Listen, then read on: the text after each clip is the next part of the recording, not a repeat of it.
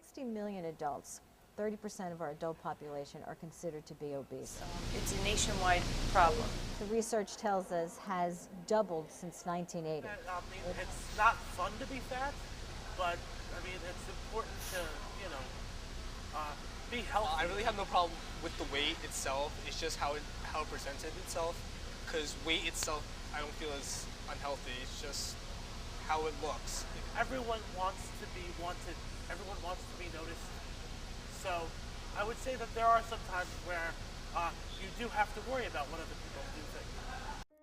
We've heard it all before. We've seen people every day make fun of overweight people and not feeling bad about it.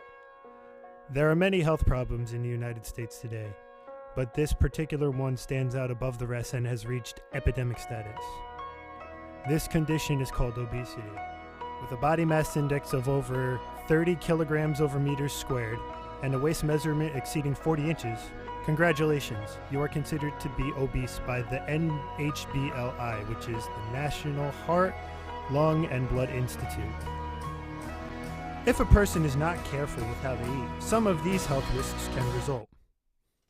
Diabetes, heart disease, stroke, hypertension, sleep apnea, and gallbladder disease. Behavioral changes need to be made. I think as a society, it's become a little too acceptance. Well, obesity, the research tells us, has doubled since 1980. It has now become the #1 preventable aspect of disease, or of death, meaning that we ourselves are in control and we ourselves can take care of that issue. A lot of psychological problems would stem to somebody going to obesity, depression, is definitely a big factor in obesity and why someone would become obese. Someone feeling very isolated in society or separated in society. Other people also kind of use it as a way of distancing themselves from other people and having obesity kind of be that barrier for them. What I think causes obesity would probably be a combination of things. Lifestyle. I use a computer all day. I'm a computer technician with 2 companies. So, and also a combination of that with the fact that, I have fat parents. Here at William Paterson University, one can assume that there are not many healthy alternatives on campus. Places like Sbarro, Quiznos, and Burger King are usually the only places that students can eat at in the food court. Students flock every day into the food court for either something quick to eat or because they're in a rush. Kudos to this university for catering to the students who are on the go, but most students will probably have to go off campus for healthier choices. With the amount of soda machines and quick items like candy bars and chips, obesity can become as much as a problem here as the rest of the country. Fat parents have fat children, and